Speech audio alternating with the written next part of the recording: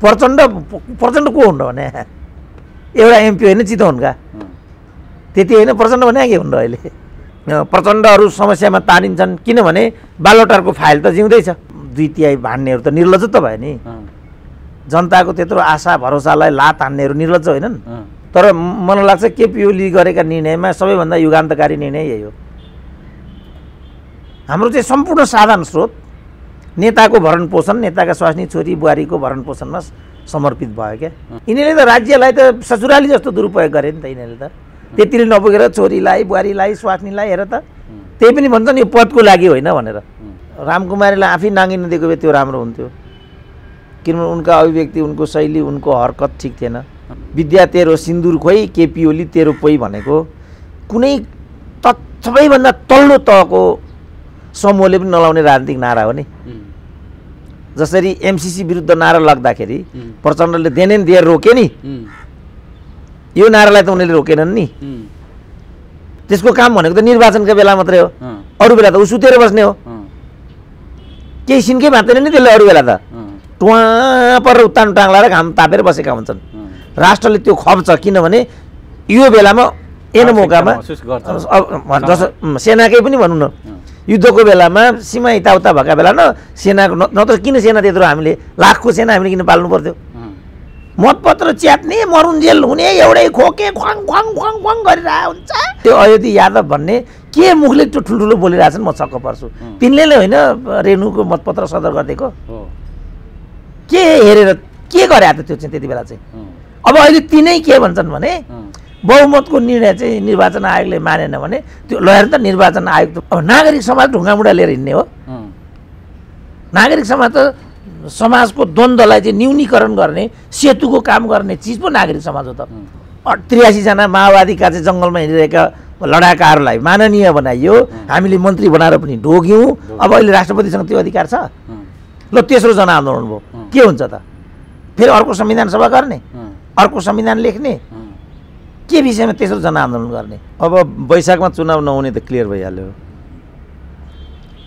अब चुनाव नभएपछि के हुन्छ चुनाव हुन्छ कि हुँदैन सर्वोच्चले के फैसला गर्छ भन्ने नै हो त्यसकारण सर्वोच्चको फैसला अगाडि जहाँ हामी विषयलाई केन्द्रित गरिरहेछौँ त्यो चाहिँ आजको मुख्य चुनौती जस्तो लाग्छ मलाई किनभने सर्वोच्चले जे निर्णय गर्यो त्यही त हुने हो पुनर्स्थापित गर्यो भने सरकार गठन विघटनको प्रक्रियामा जाने हो गरेन भनेदेखि निर्वाचनको प्रक्रियामा जाने हो तर कुनै पनि अवस्थामा सम्बन्धित संयन्त्र राज्यका संयन्त्रहरू त तत्पर रहनुपर्ने हो अब अहिले यहाँ अदालत विरुद्ध पनि निर्वाचन आयोग विरुद्ध पनि अख्तियार विरुद्ध पनि घातक हमला भइरहेको त्यस्तो म देख्छु यसले चाहिँ अस्तव्यस्तता र अराजकतातिर लैजान्छ विषयलाई भन्ने मेरो अनुमान छ अब हेर्दै जानुपर्छ के हुन्छ जस्तो संसद पुनर्स्थापना भएन र अहिलेको प्रधानमन्त्री ओलीले गरेको निर्णयलाई सदर भयो भने नेपालमा चाहिँ राजनीतिक हिंसा अथवा राजनीतिक विद्रोह हुने सम्भावना कतिको छ अब हिंसा त चुनावी हिंसा भइ नै हाल्छ सिद्धिको अब जसको कारणले मध्यावधिमा गयो देश त्यस पक्षले हामी निर्वाचनमा सहभागी हुन्नौँ केपी ओलीमा हाम्रो विश्वास छैन हामी बहिष्कार गर्छौँ बरु हामी मुठभेडको राजनीतिमा जान्छौँ भनिदियो भने फेरि त्यसले अर्को स्थिति पैदा गर्छ अब ती राजनीतिक शक्तिहरूले कसरी आफूलाई अब अगाडि बढाउने कार्यनीति बनाउँछन् मैले देख्दाखेरि सबै कुरा त्यसमा डिपेन्ड गर्छ अब चुनावी प्रक्रियामा जानुको विकल्प छैन चुनावमा जनताले जे मत दिन्छन् त्यही मतलाई सिरोपर गरेर जाने हो भन्ने हो भने संसदीय व्यवस्थाको संस्कार त्यही हो त्यसले एउटा बाटो लिन्छ नेपालका राजनीतिक दलहरू के छन् भने आफूले भने जस्तो नहुँदासम्म आफूले नजित्तासम्म आफू मन्त्री प्रधानमन्त्री नहुँदासम्म सर्वथा उनीहरू चाहिँ प्रजातन्त्रमा खतरा देख्छन् त्यसैमा उनीहरू प्रतिक्रियावाद देख्छन् त्यसैमा उनीहरू धाँधली देख्छन् त्यसैमा उनीहरू विस्तारवाद देख्छन् त्यसैमा उनीहरू साम्राज्यवाद देख्छन् अब त्यो भएको हुनाले अब नेपालका राजनीतिक दलहरूसँग त संस्कार छैन उनीहरू त संस्कारी छैनन् किनभने राजनीति भनेको उनीहरूको व्यवसाय हो व्यवसायमा उनीहरू पूर्ण मुनाफा चाहन्छन्, कालो बजारी तस्करी पनि उनीहरू त्यसैमा मिसाउन चाहन्छन्। राजनीति त कालो बजारी होइन नि, तस्करी पनि होइन। कालो बजारहरूले तस्करीहरूले चाहिँ विभिन्न किसिमको फन्डा पनि त्यहाँ अपनाउने, भएन भने हिंसामै उत्रिने यो गरिराखेको हामी देख्छौँ नि। त्यसमा चाहिँ अन्डरग्राउन्ड डनहरूको राजनीतिक रूपमा चाहिँ फेरि राष्ट्रपति मार्फत सैनिक शासन लगाएर म्यानमारको स्थिति बनाउने सम्भावना पनि हुन्छ कि सरकार कतै निरङ्कुश बनेर जान्छ कि भन्ने आशंकाहरू छन्। त्यो सम्भावना चाहिँ कतिको देख्नुहुन्छ? जस्तो संसद पुनर्स्थापनालाई चाहिँ सदर गरिदियो भने, अब संसद पुनर्स्थापना भइदियो भने ती दुईटै सम्भावनातिर म पनि धेरै पर छैन। राष्ट्रपति शासन पनि हुनसक्छ, अब अप्रिय स्थिति भयो भने त्यही बाहनामा सङ्कटकाल पनि आउन सक्छ। किनभने नेपालका राजनीतिक दलहरू त्यति परिपक्व पनि छैनन् र सहिष्णु पनि छैनन्। उनीहरू चाहिँ राजनीतिलाई व्यक्तिगत रूपमा हेर्छन्, व्यक्तिगत नाफाघाटाको रूपमा हेर्छन् उनीहरू। राजनीति नाफाघाटाको विषय होइन नि। राजनीति त समाज बनाउने एउटा प्रक्रिया हो नि। त्यसमा व्यक्तिको विचारको, राजनीतिक दलको एउटा भूमिका मात्रै वाञ्छित र अपेक्षित हो नि। तर यहाँ उनीहरूकै समग्र भूमिकाको अभ्यास छ। जस्तो यो पछिल्लो समय केही गतिविधिहरू देखिए, सरकार कतै निरङ्कुशताको बाटोमा जाने हो कि अलिकति सरकार विरुद्ध अथवा राष्ट्रपति विरुद्ध अभिव्यक्ति दिनेहरूलाई जुन खालको धरपकड अथवा सोधपुछको दिशामा गयो, यसले चाहिँ सरकार फेरि निरङ्कुशताको बाटोमा जाने हो कि भन्ने आशंका छन् नि। यो चाहिँ रामकुमारी झाँक्री लगायतका जुन विषयहरू आए, यो चाहिँ ठिक थियो कि सरकार बेठिक थियो? त्यसमा उसले जे परिणाम ल्यायो त्योबाट त ऊ ठिक थिएन भन्ने नै देखियो। किनभने जुन हिसाबले छिटो ब्याक भयो, यस त्यो हो भने त उसले त्यो गरेको आफैले पुष्टि गर्यो कि त्यो गल्ती थियो। किनभने रामकुमारीलाई आफै नाङ्गिन दिएको भए त्यो राम्रो हुन्थ्यो। किनभने उनका अभिव्यक्ति, उनको शैली, उनको हरकत ठिक थिएन। त्योभन्दा पनि मैले देखेको समस्या चाहिँ रामकुमारीहरू जन्माउने परिपाटी यहाँ जिम्मेवार देखिन्छ। रामकुमारी तहको मान्छेले त्यहाँ पुग्न कति समय राजनीतिमा अभ्यास गरे अरूले, मोहनचन्द्रले, युवराज गेवालीले, हरिबोल गजुरेलले, देवेन्द्र पौडेलले, ईश्वर पोखरेलहरूले कति मिहिनेत गरेपछि राजनीतिको रामकुमारीको हैसियत पाए। तर उनीहरूले त रामकुमारीहरूले त रातोरात त्यहाँ पुर्याइदिए। एउटा राजनीतिक संस्कारले पुगे तिनीहरू होइन, उनीहरू राजनीतिक संस्कारले पुगे कि छनौट पद्धतिबाट पुगे? त्यसो भने 16 वर्ष जेल बस्ने होइन, झाँक्रीहरू चाहिँ झाँक्रीमा राजनीतिक संस्कार भएन भन्नु होइन, संस्कार हुने कुरै थिएन। किनभने उनीहरूलाई चाँडो पदोन्नति दिइयो, माथिल्लो जिम्मेवारीमा चाँडै पुर्याइयो। त्यसपछि उनीहरू भुइँनो भाँडाका भए, उनीहरूलाई थाहा भएन म कहाँ छु जस्तो नारा लाग्यो नि त्यहाँ। विद्या तेरो सिन्दुर खोइ, केपी ओली तेरो पोइ भनेको कुनै सबैभन्दा तल्लो तहको समूहले पनि नलाउने राजनीतिक नारा हो नि। जसरी एमसीसी विरुद्ध नारा लाग्दाखेरि प्रचण्डले देन दिएर रोके नि, यो नारालाई त उनीहरूले रोकेनन् नि। उनीहरूलाई मन नपरेको नारा त उनीहरू देन दिएर रोक्दा रहेछन् नि त। यसबाट उनीहरू एउटा महिलालाई, एउटा संवैधानिक गरिमायुक्त पदलाई, एकल महिलालाई कति हेप्ता रहेछन् भन्ने कुरा आयो नि त। अब यो संस्कारको स्रोत के हो भन्ने कुरा त एमसीसीलाई नियन्त्रण गर्नु, यसलाई बढावा दिनुबाट प्रष्ट भयो नि त। यो प्रवृत्तिका उपजहरू हुन् रामकुमारीहरूलाई हामीले खेदो गर्नु हुँदैन। कसैलाई पनि उपयुक्त एउटा स्थान, मनोनयनको विधि, पदोन्नतिको विधि, अवसरको वितरण त्यो न्यायोचित हुनु पर्यो। अब अहिले मोहनचन्द्र अधिकारीहरू कहाँ छन्? कयौँ महिला नेत्रीहरू पनि त्यहाँभित्र छन्। अष्टैलक्ष्मीको पनि हामी कुरा गर्न सक्छौँ। तपाईँले सुशीला श्रेष्ठको नाम सुन्नुभएको छ कि छैन कुन्नी? टाउकै उठाउन दिएन क्या यो व्यवस्थाले। जस्तो यिनीहरू महिला अधिकारको कुरा गर्छन्, एउटा संवैधानिक पदमा बसेको महिलामाथि तपाईँले भने जस्तै जुन खालको दुर्व्यवहार गरे, यिनीहरू त त्यो हिसाबले त यिनीहरू महिलाप्रति त्यति सम्मान अथवा सद्भाव प्रकट गर्न चाहन्न। होइन, अब महिला अधिकार भनेको के हो भन्ने हो। नेताका श्रीमतीहरू मालामाल हुनु नै महिला अधिकार हो कि उत्पीडनमा परेका भुइँमा पीडा भोगिरहेका महिलाहरूलाई माथि ल्याउनु चाहिँ महिला अधिकार हो भन्ने प्रश्न। महिला अधिकारका नाममा राष्ट्रपतिमा विद्यादेवी भण्डारी हुनु अथवा सर्वोच्चमा सुशीला कार्की हुनु, यता हाउसमा चाहिँ हाम्री ओन्सरी घरतीहरू हुनुले तल्लो स्तरमा महिलाहरूको जीवन स्तरमा त कहिल्यै परिवर्तन आएन नि त।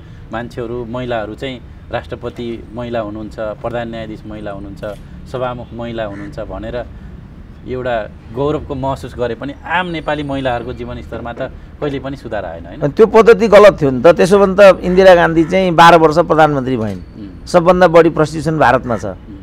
श्रीलङ्कामा पहिलो महिला राष्ट्रपति बन्दरा नाइके भइन्, त्यहाँ महिलाहरूको स्थिति झन् तल छ। भनेको त जस्तो एउटा महिला पदमा पुग्नु त समग्र महिलाको अधिकारको त कुरा हुँदैन। जस्तो 50% को कुरा आउँदा पनि 50% पुग्नेहरू पुग्छन्, तर तल्लो स्तरका महिलाहरूको जीवनस्तर त उही हो। होइन, 50% पनि हामीले हेऱ्यौँ नि, त्यहाँ नेताका श्रीमतीहरू मात्रै पुगे र विभिन्न किसिमले आफूलाई प्रयोग गर्न सक्ने महिलाहरूलाई मात्रै त्यहाँ मौका दिइयो। जो लडेर आएका जो महिलाहरू हुन् झन् दुरुपयोग भयो, उनीहरूलाई त टाउकै उठाउन दिइएन नि। त्यसपछि झन् दुरुपयोग, झन् बदनाम भयो महिलाको। किनभने को मान्छे कसरी पुग्यो भन्ने कुरा त मान्छेले परड प्रष्ट देख्छ नि, ए भनिहाल्छ नि मान्छेले। जस्तो अब विद्या नै त्यहाँ पुगेको विद्याको कारणले होइन नि, मदनको कारणले हो। सुशीला नै त्यहाँ पुगिन्, सुशीलाको कारणले मात्रै छैन नि, दुर्गाको सुवेदीको कारणले छ। ओन्सरी त खुल्लम खुल्ला त्यहाँ जिन्दगीमै पुग्ने उनको ल्याकत थिएन, प्रष्टै छ उनी कसरी पुगिन्। यो महिला सशक्तिकरण होइन, महिलालाई अघि बढाउने उपयुक्त विधि पनि होइन, कायदा पनि होइन, फल समाजले भोग्यो। त्यसकारण जस्तो समानुपातिकलाई पनि त्यही रूपमा दुरुपयोग गरियो। समानुपातिक भनियो, समानुपातिक भनेको चाहिँ नेताका आफन्तहरूलाई, जस्तो मधेसवादी दलहरूले मधेस पहाडको कुरा गरे भरे त्यो समानुपातिक का सिटहरू उनीहरूले दाइजोमासम्म चाहिँ उनीहरूले बकस दिएको देखियो। हामी वैवाहिक सम्बन्ध गरौँ इत्यादि गरौँ, समितिको एमपी बना दिया जाएगा, मिनिस्टर बना दिया जाएगा, संविधान को सभासद बना दिया जाएगा भन्ने टाइपको गरे उनीहरूले त्यहाँ। अब यो विषय छोडेर अलिकति यो निर्वाचन आयोगतिर लागौँ होइन। निर्वाचन आयोगको भूमिका ठिक छैन है भनेर 1-2 दिन अगाडि सार्वजनिक कार्यक्रममा प्रचण्डले जुन भाषण गर्नुभएको थियो तपाईँले पनि सुन्नुभयो होला। अब यो निर्वाचन आयोगले पछिल्लो समय केही निर्णयहरू पनि गर्यो। यो समग्र विषयले चाहिँ अब निर्वाचनमा यो राजनीतिक चुनाव चिन्ह र यो पार्टीको विषय छ, यो चाहिँ कसरी अगाडि बढ्छ जस्तो लाग्छ? मैले देख्दा त्यसलाई निर्वाचन आयोगले ड्रप गर्छ, फ्रिज गरिदिन्छ र दुईटालाई त्यो दिँदैन। पार्टीको नाम पनि दिँदैन, चुनाव चिन्ह पनि दिँदैन। धेरै सम्भावना त्यो छ मैले देख्दा। किनभने अब निर्वाचन आयोग एउटा लाचार छाया जस्तो छ अहिले पनि। त्यो लाचार छाया जस्तो छ भन्ने कुरा 4 प्रधान न्यायाधीशहरूको अभिव्यक्ति, सडक प्रदर्शन र संयुक्त विज्ञप्ति, अनि निवर्तमान प्रमुख निर्वाचन आयुक्तको नाङ्गो पार्टीगत प्रतिक्रिया। यसबाट के देखिन्छ भने उनीहरू कुनै निर्वाचन आयुक्त होइनन्, उनीहरू कुनै प्रधान न्यायाधीशहरू होइनन्, न्यायाधीशहरू होइनन्। उनीहरू जहाँ संवैधानिक पद खाइसकेका मानिसहरूको यो अभिव्यक्ति र भूमिका हुन्छ, त्यहाँ तपाईँ निर्वाचन आयोगबाट के अपेक्षा गर्न सक्नुहुन्छ? किनभने अख्तियारमा चाहिँ राजनारायण पाठकले के गरिरहेका थिए र दीप बस्नेत अहिले कहाँ छन् भन्ने कुरा सारा जगलाई थाहा छ। त्यस्तो बेलामा यस्ता आयोगहरूको तपाईँ के अपेक्षा गर्नुहुन्छ? मैले त्यस कारण हिजैदेखि भने समाजले ओन गर्न सक्ने खालका मान्छे त्यहाँ लैजाओ, अन्यथा सङ्कटकालमा ती संस्थाहरूले भूमिका खेल्न सक्दैनन्। किनभने तिनको विश्वसनीयता त्यति बेलासम्ममा खस्किसकेको हुन्छ। यो कूटनीतिक नियुक्तिको कुरा पनि यही हो। गर्न पर्ने ठ्याक्कै के त निर्वाचन आयोगले उसले त नियमअनुसार जे हुने हो यसमा, अनि निर्वाचनको प्रक्रियामा ऊ अगाडि बढिसक्नुपर्ने हो र जहिले पनि हामी तत्पर छौँ भन्नुपर्ने हो। अब अहिले त उसले योमा पनि निर्णय के हो उसको प्रष्ट छैन। त्यसपछि मान्छेले खेल्ने मौका पाए, धम्क्याउने मौका पाए सडकबाट। निर्वाचन आयोगको काम निर्वाचन गर्ने हो, यता अदालतको विचाराधीन मुद्दा नहेरिकन ऊ चाहिँ निर्वाचनको प्रक्रियामा अगाडि बढिसक्नुपर्ने हो। त्यसो भने त तिनीहरूलाई पालेर राख्नुको अर्थै भएन, किनभने त्यो त एकदम महँगो संरचना छ नि त। त्यसको काम भनेको त निर्वाचनका बेला मात्रै हो, अरू बेला त ऊ सुतेर बस्ने हो। केही सिन्कै भाँच्दैन नि त्यसले, अरू बेला त टुवा पर उत्तान टाङ्लाएर घाम तापेर बसेका हुन्छन्। राष्ट्रले त्यो खप्छ, किनभने यो बेलामा एन मौकामा जस सेनाकै पनि भनौँ न, युद्धको बेलामा सीमा यताउता भएका बेला न सेनाको नत्र किन सेना त्यत्रो हामीले लाखको सेना हामीले किन पाल्नु पर्थ्यो? किनभने सेना भनेको राष्ट्रको गहना हो। जुन बेला पर्छ त्यो बेला ज्यान दिएर ऊ अगाडि जान्छ भन्ने हिसाबले हामीले वर्षौँदेखि सेना पालिरहेका हुन्छौँ। संवैधानिक निकायको कुरा पनि त्यही हो। अब अहिले भनौँ न ऊ जस्तो मैले भन्थेँ नि, जो अहिले पनि जुन विषय अदालतमा गइसकेपछि हामी जम्मैले एउटै आवाज दिनुपर्ने हो, अदालत छिटो निर्णय गर र न्यायोचित निर्णय गर, जसलाई लोकले पनि ओन गरोस्, अनि तिम्रो गरिमा माथि जान्छ। अब यहाँ त फेरि त्यहाँ पनि चाहिँ शङ्काको लाभ एउटा दिने अवस्था बन्छ। सडकबाट पनि अदालततिरै औँला तेर्साउँछ। जस्टिस डिले इज जस्टिस डिने भन्छ क्या अङ्ग्रेजी। अब जस्टिस डिले, अब किनभने त्यहाँ त न्यायका नौसिङ भन्ने छ नि त। अब मान्छेले लख काट्छन्, अनुमान गर्छन्, फलानो गर्छन्, टिक्का टिप्पणी गर्छन्, अनि त्यो न्यायको एउटा आशा नै मरिसकेको अवस्था हुन्छ। त्यसकारण उसले के गर्नु, तत्काल न्यायालयको विश्वसनीयता, तपाईँहरू निश्चिन्त हुनुहोस्, ठिक म न्याय गर्छु भने एउटा कमान्ड न्यायालयले गर्नु पर्यो। जस्तो अस्ति मैले तिनको नाम मैले बिर्सी र त्यो नाम लिन सकिनँ, टिएन सेसन थिए नि भारतका प्रमुख निर्वाचन आयुक्त, थरर बनाएर राखेको थियो उनले। टिएन सेसन भनेपछि यस्तो हुन्थे, 5 वर्ष भारतको चाहिँ त्यो बिहार सिआरलाई पनि उनले कन्ट्रोल गरिदिए। त्यही कुरा कन्ट्रोल हुँदै हुँदै आखिर नीतिश कुमार जस्ता चाहिँ साफ सुध्रेका व्यक्तिहरू बिहारको मुख्यमन्त्री भए, बिहारको छवि नै बदलिदिए। बिहार अहिले समृद्धिमा पनि गयो। यति राम्रो नीतिश कुमारले गरे कि पछिल्लोचोटि उनी मुख्यमन्त्री भएर के भने अब म भविष्यमा हुन्, ल हेर्नुहोस् त, यो हो नि विश्वास कमान गर्ने कायदा। अब हाम्रो यहाँका ल्याङ्रा मतपत्र च्यातेकालाई सदर गरिदिन्छ, मतपत्र च्यात्ने मरुन्जेल हुने, एउटै खोके ख्वाङ ख्वाङ ख्वाङ ख्वाङ गरिरहेको हुन्छ, ल्याङऱ्याङ गर्छ, मन्त्री हुन्छ, टिम्बर कर्पोरेसनको अध्यक्ष हुन्छ, राजदूत हुन्छ, निर्लज्ज के यिनीहरू। अब मन्त्री भयो, प्रधानमन्त्री भयो, राजदूत भएर लौरो टेकेर ख्वाङ ख्वाङ ख्वाङ ख्वाङ गर्दै त्यहाँ गएर उत्तानो टाङ्लाउँछन्। अनि हाम्रो यस्ताको रेस्पेक्ट हुन्छ? अदालतको कुरा पनि यही हो, अख्तियारको कुरा पनि यही हो, निर्वाचन आयोगको कुरा पनि यही हो। लोकतन्त्रमा यी संयन्त्रहरू विवादित हुनु, आलोचित हुनु लोकतन्त्रकै उपहास हो। त्यस्तो हुनु हुँदैन। ठ्याक्कै यस्तो ल यो स्थिति आयो। अब जस्तो नेताकै कुरा पनि, जस्तो युकेमै पनि सार्वजनिक ठाउँमा कहाँ नेताको खिल्ली उडाउन पाइन्छ? अब यहाँ त नेताको खिल्ली उडाइरहेको हुन्छ। प्रधानमन्त्रीले उडाउँछ, पूर्व प्रधानमन्त्रीले उडाइरहेको। यही भनौँ न, विद्या तेरो सिन्दुर खोइ, केपी ओली तेरो पोइ भन्दा अघि भन्यौ नि, यो कमान्डर फेरि पूर्व प्रधानमन्त्री। ल हेर्नु त, यो यस्तो हेर त, राजनीतिक संस्कार हाम्रो कहाँ छ?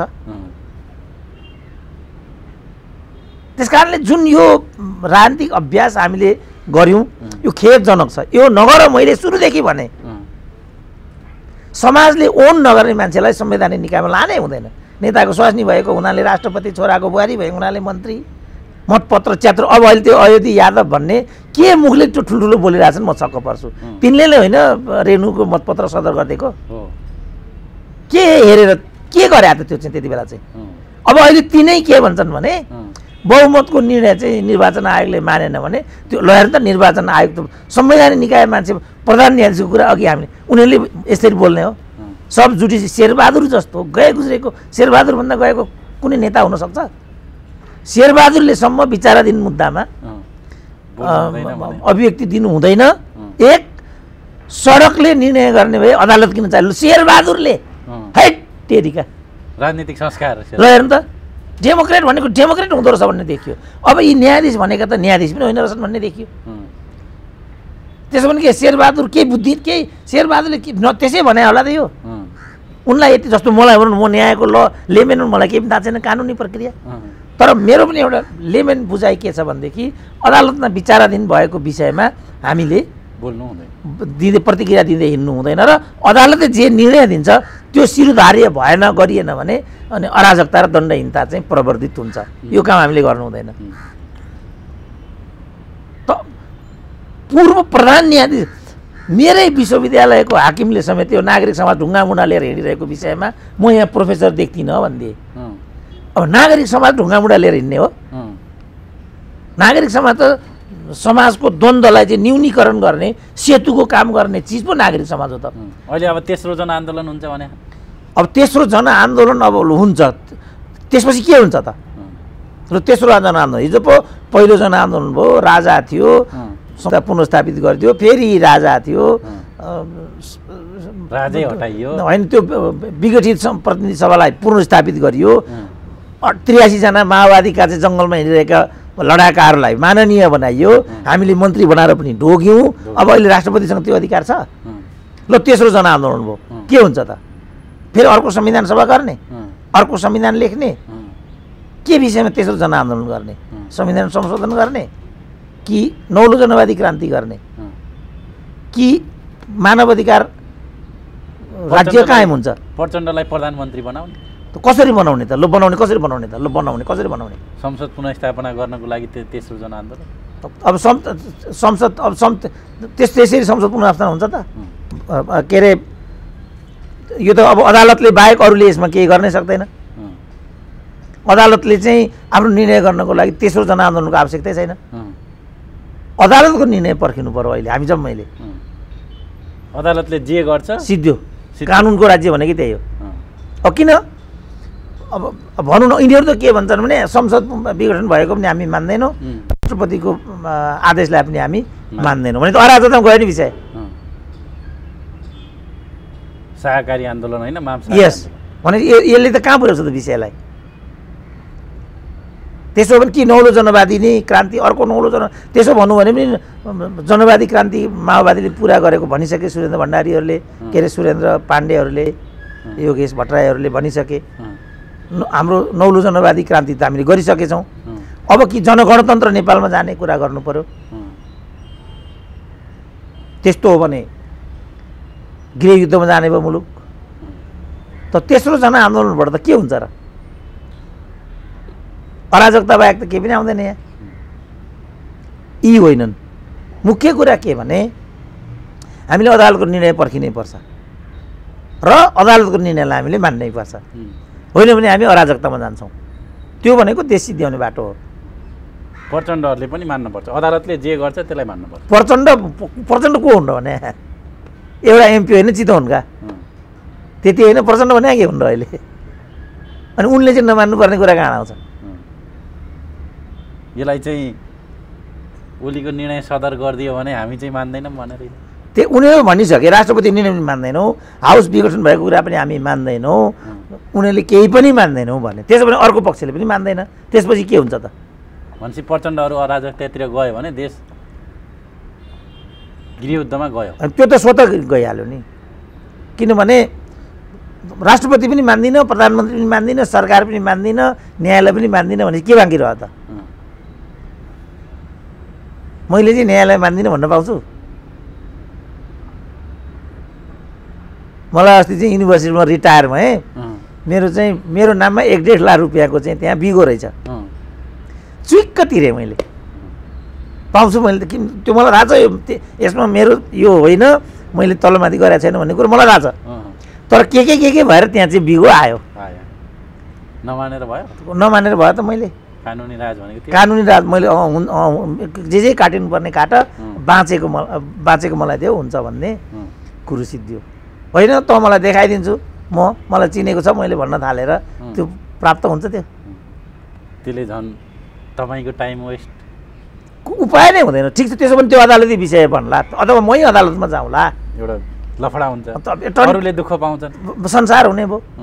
मैले भने ल मेरो जे आउने हो त्यसबाट काटेर बचेको मलाई दियो, 1.5 लाख कटाइदियो। युनिभर्सिटीमा मैले 37 वर्ष सेवा गरेँ, उसको लागि 1.5 लाख रुपियाँ दिनु। उसले मलाई यत्रो जीवन दियो भने उसलाई मैले 1.5 लाख छुट्याउनु मेरो लागि ठुलो त्यो एउटा मेरो पुण्य कर्म हुन्छ। यो म एकदम राजी खुसीले तिर्छु कटौती गरिदियो बाबु भने यो सडकको बाटोलाई चाहिँ तपाईँले कसरी हेर्नुहुन्छ त? जस्तो सरकार पनि सडकमै छ, काङ्ग्रेस पनि सडकमै छ, नेकपाको अर्को खेमा प्रचण्ड समूह पनि सडकमै छ। यसको के को लागि के रिजल्ट आउँछ यसको? के को लागि सडक? अनि यो त उनीहरूलाई सडकमा उतारे हान। उनीहरूले आफ्नो राजनीतिक वर्चस्वको लागि त्यो चिज गरेको होला। मैले लेख्दा काङ्ग्रेसको भूमिका मात्रै यसमा संदिग्ध भए पनि उपयुक्त छ, किनभने यो काङ्ग्रेसको लागि अनुकूल छ। कम्युनिस्टहरू लडालड गर्छन्, काङ्ग्रेस सक्लै। अहिले पनि दुईटै टोली गएर हजुरले प्रधानमन्त्री भइबक्सिनु पर्यो भनेका छन् शेरबहादुरलाई। काङ्ग्रेसलाई ढोग्न पर्ने दिन ढोग्न हजुरलाई दर्शन भेट पाऊँ हजुर भनेर एपोइन्टमेन्ट दिएछन् त्यहाँ काङ्ग्रेसको सचिवालयले। अनि उहाँ गएर थरथर कामते हजुरले प्रधानमन्त्री भइबक्सिनु पर्यो भनेछन् यी निर्लज्जले। को निर्लज्ज? अनि यही हाम्रो 2/3 भान्नेहरू त निर्लज्ज त भयो नि। जनताको त्यत्रो आशा भरोसालाई लात हान्नेहरू निर्लज्ज होइनन्? उनीहरूले त दुवै थरी बसेर हामीले 2/3 व्यवस्थापन गर्न सकेनौँ, जनताको सपनालाई पुरा गर्न सकेनौँ, हामी क्षमा प्रार्थी छौँ, अब फेरि हामी हजुरहरूको छेउमा आइराखेका छौँ पो भन्नुपर्नेमा शेरबहादुरलाई गएर ढोग्ने हो? निर्लज्ज होइनन् यस्ता? शेरबहादुरलाई ढोग्ने हो? अब त्यही शेरबहादुर लात हानेर प्रचण्डले पार्टी एकता गरेका छन्, फेरि त्यही शेरबहादुरलाई गएर हजुर त्यस्तो निर्लज्ज भएन नि? त्यस्ता त्यो प्रवृत्ति निर्लज्ज होइन? तिनीहरूलाई मैले भनेको कि निर्लज्जता होइन यो। हामीलाई चाहिँ सुविधाको बहुमत दियो भने हामी सुशासन दिन्छौँ, समृद्धि दिन्छौँ, फलानु दिन्छौँ भनेर गुड्डी हाँकेको होइन हिजो? 5000 मेगावाट विद्युत उत्पादन गर्छौँ भनेको होइन? फेरि 200 मेगावाट ल्याउने भएछ नि त पारीबाट। 500 होइन 200 हो, 600 अलरेडी थियो, 200 थपे, फेरि थप 800 भयो। 800 भयो। खालि मागेर ल्याएर चाहिँ यिनीहरू चाहिँ 50 जनाको सुरक्षा राखेर राज्य गुटीगुटी लुटेर मोज गर्नेहरू, यस्तालाई मैले निर्लज्ज भनेको। जनता माग्ने भइसक्यो, एउटा रोजगारी छैन, एउटा उद्योग छैन, अनि यिनीहरू चाहिँ हेर्नु त यिनीहरूको गाडीको काफला, यिनीहरूले लिने तलब सुविधा, यिनीहरूको औषध उपचार। औषध जस्तो अब सरकारले चाहिँ सुरक्षामा खटिएका केही सुरक्षाहरू तानिदिएपछि अलिकति आतङ्कित पनि भएछन्, यो चाहिँ ठिक निर्णय हो? सरकारले सुरक्षामा खटेका नेपाल प्रहरी र सशस्त्रका केही जवानहरू तान्दिनु एकदमै ठिक हो, तर किन भन्ने कुरा आयो।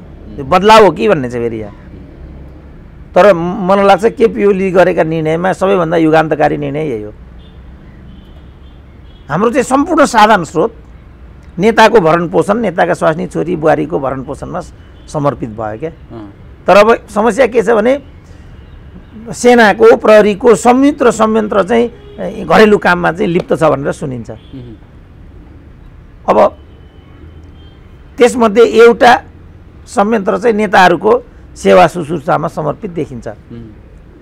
अब प्रचण्डको लागि त कसैले 69 भन्छन्, कसैले 82 भन्छन्, सशस्त्र प्रहरी इत्यादि गरेर 56 जना चाहिँ फिर्ता गर्यो भन्ने कुरा आयो। 56 18 बाँकी 814 र 74 चाहिँ कति भयो? 74 जति भयो। 56 र 18ले 74 जति भयो। त्यति रहेछ भन्ने चाहिँ, किनभने 18 माधव कुमार नेपाल 18 जना दिएको रहेछ अरे सुरक्षा प्रचण्डलाई प्लस 56 74 जना। 74 जना, एकजना मान्छेले देशका 74 इन्टु तलबले हिसाब गर्दा कति लाख बराबरको तलब सुविधा खाने मान्छेहरू उसले बोकेर सम्पूर्ण। यिनीहरूले त राज्यलाई त ससुराली जस्तो दुरुपयोग गरे नि त। यिनीहरूले त त्यतिले नपुगेर छोरीलाई बुहारीलाई स्वास्नीलाई हेर त, त्यही पनि भन्छन् यो पदको लागि होइन भनेर। प्रचण्डले त म प्रधानमन्त्री हुनै होइन भन्छन्। ल हेर त, जुन यो स्वाभाविक हो। यो भोलि फेरि संसद पुनर्स्थापना भयो भने प्रचण्ड म प्रधानमन्त्री हुन्न भनेर आउन सक्छ? त्यो त उनको विगत हेर्दाखेरि त्यो कुरा पुष्टि हुँदैन। मुख्य कुरा प्रचण्डको संस्कार के देखियो भनेदेखि पावरको रिमोट आफ्नो हातमा हुनुपर्छ। झलनाललाई त एमालेको अध्यक्ष नै बनाइदिए, माधव कुमार नेपाललाई कल्पवृक्षको रूपमा ल्याएको विषवृक्ष भयो भनेर लखेटे।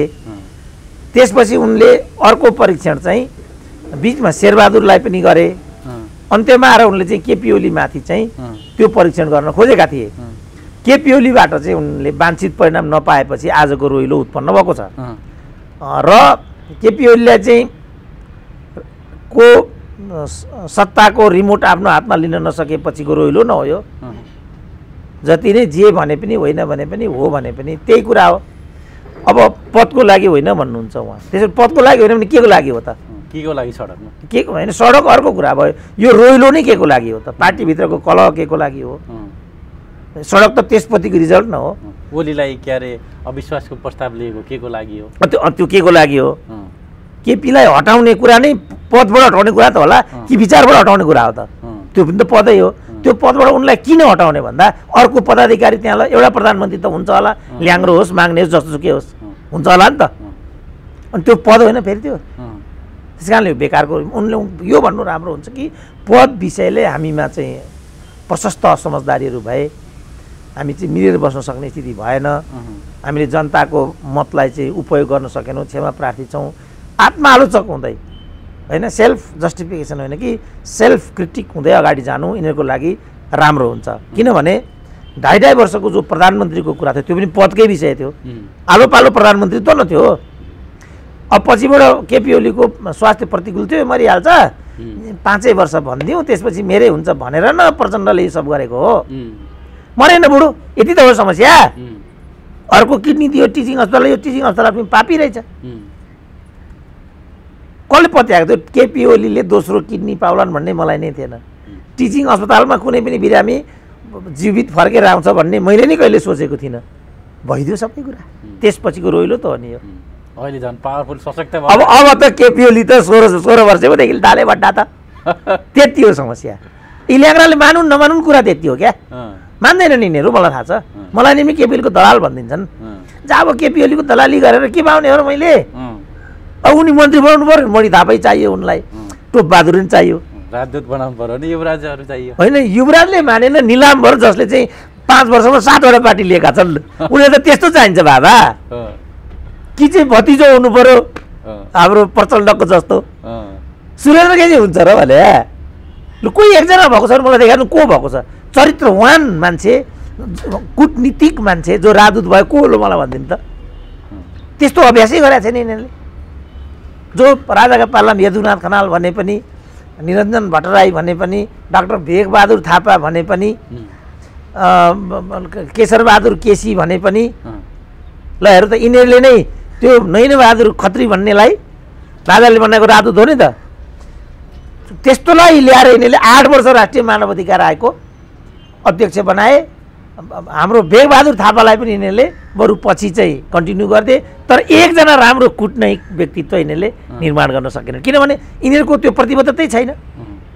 नयाँ नयाँ युवाहरूलाई रिक्रुट गर्ने होइन, राम्रो जस्तो विदेश, हिजो भनौँ न, हिजो ऋषिकेश शाह ब्रिलियन्ट थियो नि, युएनको चाहिँ थाई प्रतिनिधि भएर बसे। रामप्रसाद मानन्दर, बाफ रे कस्ता डिप्लोमेट थिए उनीहरू। खोइ अहिले लु मलाई देखाइदिनु को चाहिँ अहिले राइजिङ नेपालमा एउटा लेख लेखेको कुनै कुटनैतिक व्यक्ति नेपालको राजदूत भएको छ भने त्यो को मलाई भनिदिनु त? ल सबै बुहारी नेताका साली, पैसा बुझाएका बेबिचारी, ठेकेदार, चुनावमा हारेका लठुवाहरू, राजनीतिका असफल नेताहरू बाहेक को भएको छ? ल मलाई भनिदिनु त। यो कारणले आज हामी असफलताको बिन्दुमा छौँ। हामीले यो नगर न भनेको, हामीलाई नै पद नपाएको रोदन भनिदिए। विश्वविद्यालयका भिसीहरू, कुनै पनि भिसीहरू हिजो तपाईँ उठाएर हेर्नुहोस्, कुनै जगतमोहन अधिकारी भन्नुहोस्, मोहनका भाइ थिए नि त, तपाईँलाई पनि पद नपाएको रोइलो। त्यही त, त्यही भनेर मैले भने त्यसो भने कहिले जीवनभरि मलाई पद दिनु पर्दैन, यही कारण मैले भनेको। राजदूत नपाएको रोइलो। यी बजारका थाङ्नाहरूले मलाई पनि त्यही भन्थे, आफू जस्तै ठाने मलाई यिनीहरूले, उनीहरू जस्ता मलाई त्यस्तै ठान्दा रहेछन् यिनीहरू बिचरा। प्रधानमन्त्री नपाएर होइन भने जस्तै हो, त्यो नारा उनीहरूलाई नै फर्क्यो। सुरेन्द्र केसी चाहिँ पदको लागि अरे, प्रचण्ड चाहिँ पदको लागि होइन अरे, माधव कुमार नेपाल पदको लागि होइन अरे, झल्ना त झन् होइन नै होला। त्यसकारण होइन, एकले अर्कालाई आरोप गर्ने, निषेध गर्ने यो ठिक छैन।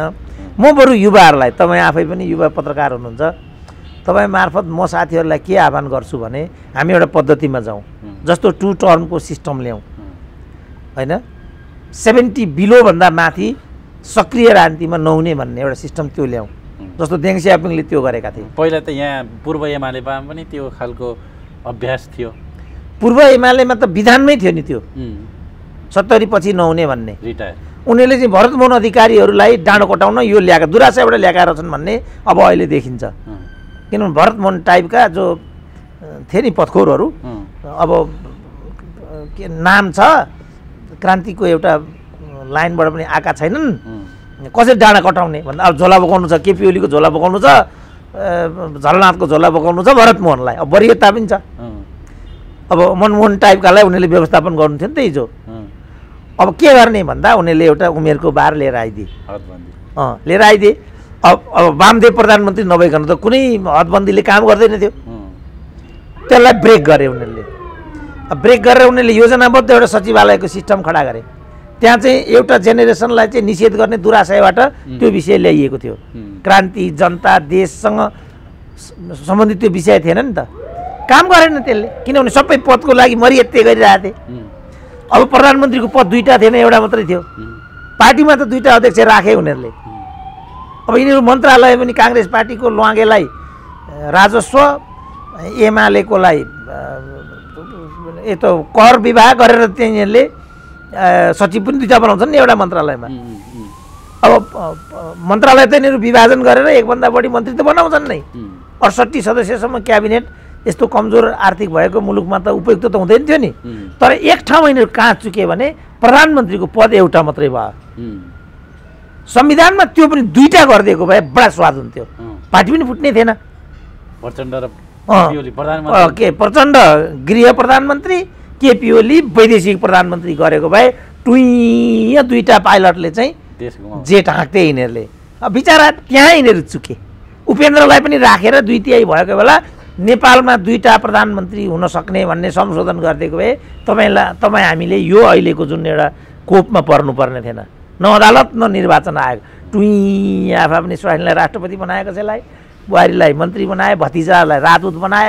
लोकतन्त्र नौलो जनवादी क्रान्ति भनेर गोज्नुहुन्थ्यो भाउ नेताहरू। यहाँ चाहिँ चुके क्या बिचरा।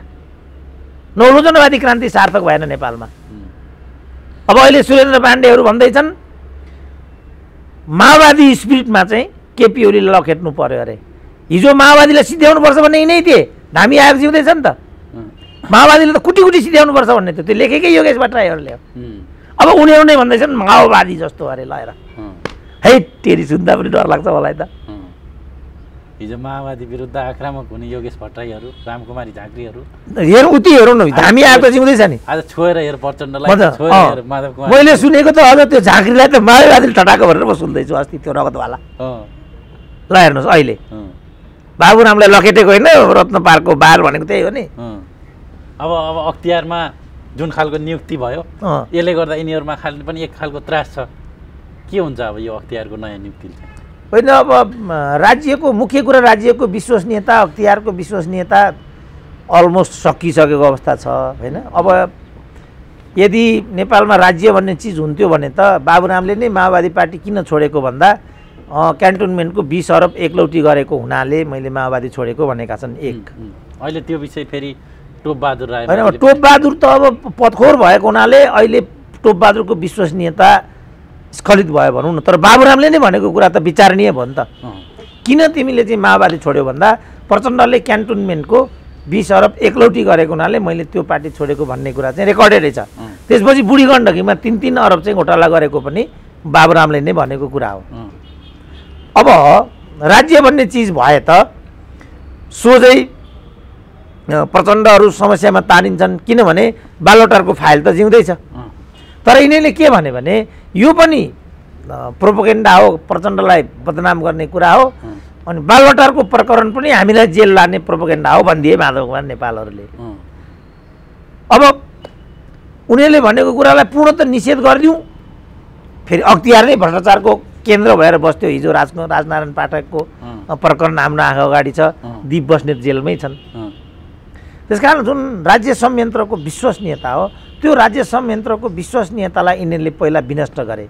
नेताले पहिला के गर्छ अरे भने पार्टी हत्याउनु पर्यो भने पार्टीभित्रको पद्धति तोड्छ अरे। पद्धति तोडिसकेपछि स्वास्नी छोरी बुहारी अगाडि बढाउन पाइयो नि। पद्धति भयो भने त त्यहाँ वरियता हुन्छ, त्यहाँ अनुभवको कुरा हुन्छ होला, सिस्टम हुने भयो नि त। अब उनीहरूको स्वार्थ के थियो भने स्वास्नीलाई राष्ट्रपति बनाउनु थियो, बुहारीलाई मन्त्री बनाउनु थियो। अब के गरी चाहिँ युवराज गेवालीहरूलाई पाखा लगाउने त? भने त्यो पहिला त पद्धति तोड्नु पऱ्यो नि त। भनेपछि यिनीहरूले के गरे भने पहिला पार्टीको पद्धति तोड, जस्तो शेरबहादुरले पनि स्वास्नी नै अगाडि बढाउने कुरा थियो, गिरिजाहरूले पनि छोरीलाई नै अगाडि बढाउने कुरा थियो। त्यही बेला भने थियो धेरै चाँडो नेपालमा महिला प्रधानमन्त्री हुँदैछ भनेको थियो गिरिजाले।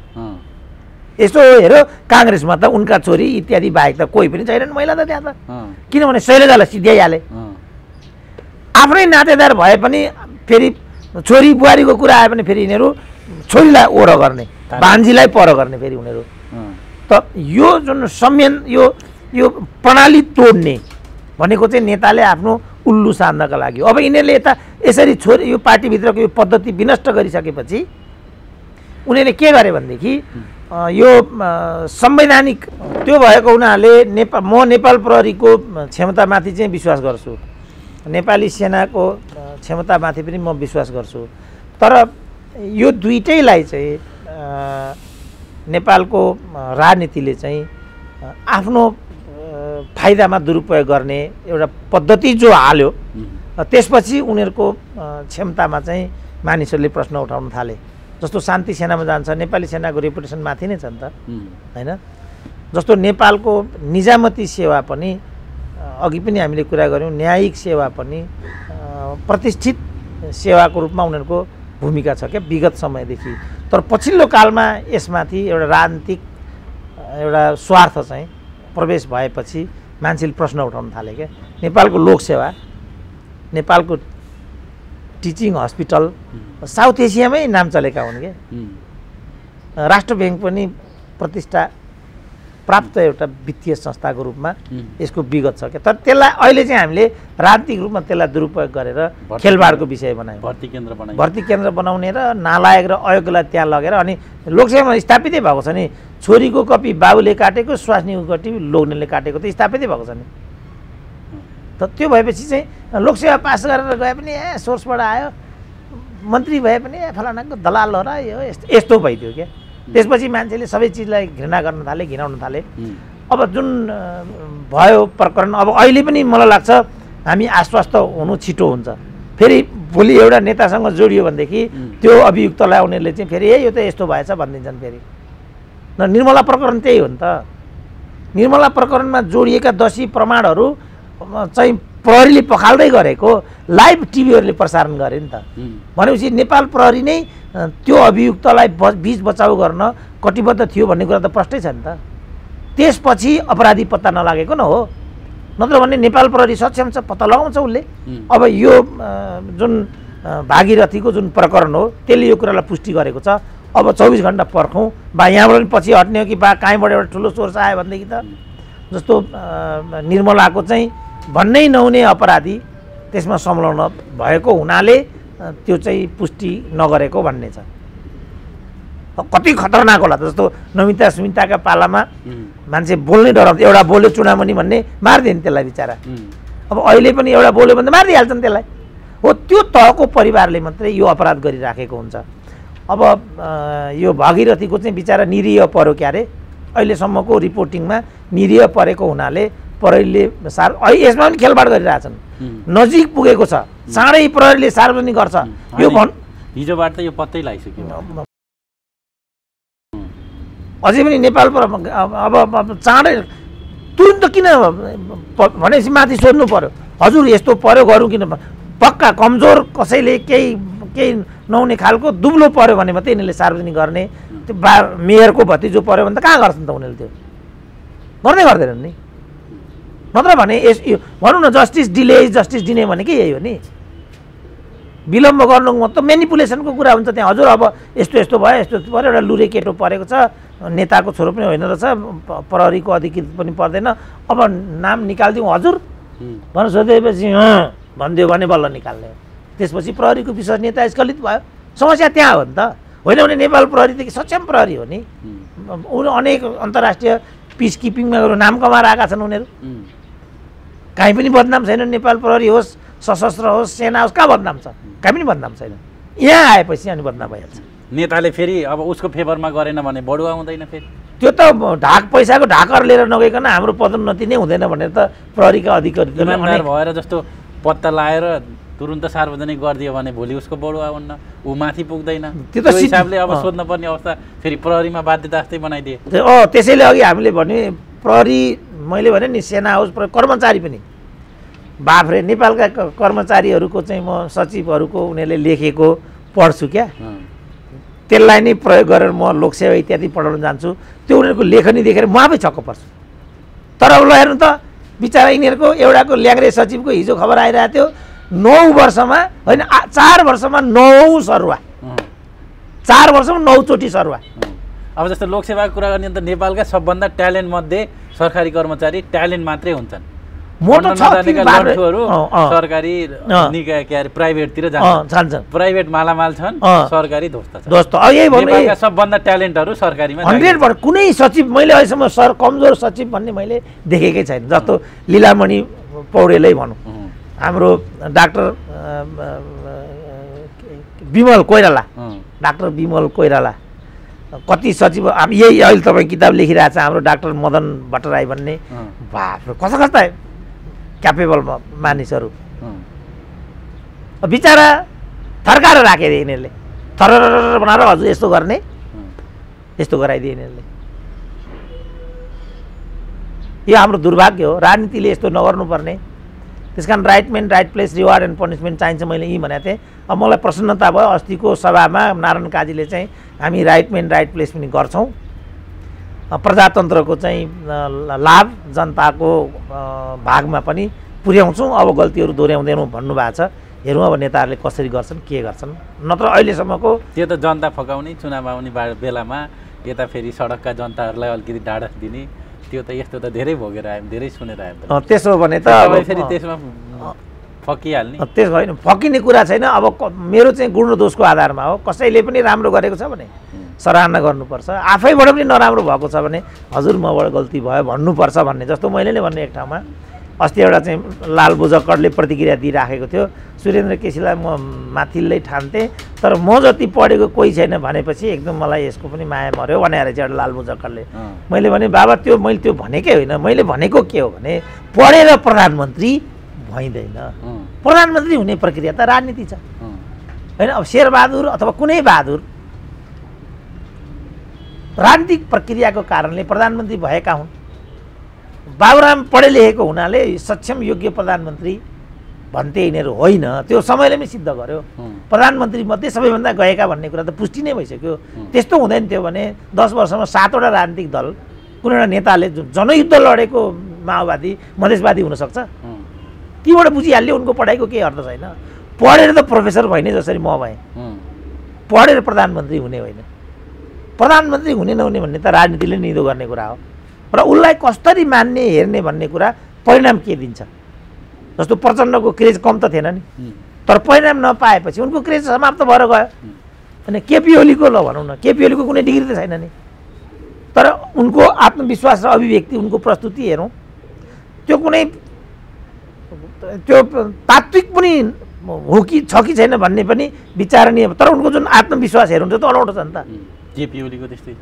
त्यो केपी ओलीकै मैले कुरा भने उनको जुन आत्मविश्वास हो नि, त्यो सामान्य मान्छेले त्यो सामान्य मान्छेले हुने कुरा होइन नि। त्यो शैलीगत कुराहरू, अब कुनै पढाइ त होइन नि उनको, शब्द वाक्य, यस यस, इङ्ग्लिस स्पिच, अब हो एभ्रिथिङ, त्यो पढाइले गर्ने कुरा रहेछ त। त्यो पढाइ भन्ने कुरा अर्कै हो। मैले भनेको यो लालबु जक्कडले उल्टो बुझिदियो, यो चाहिँ यो मिसकोटिङ हो।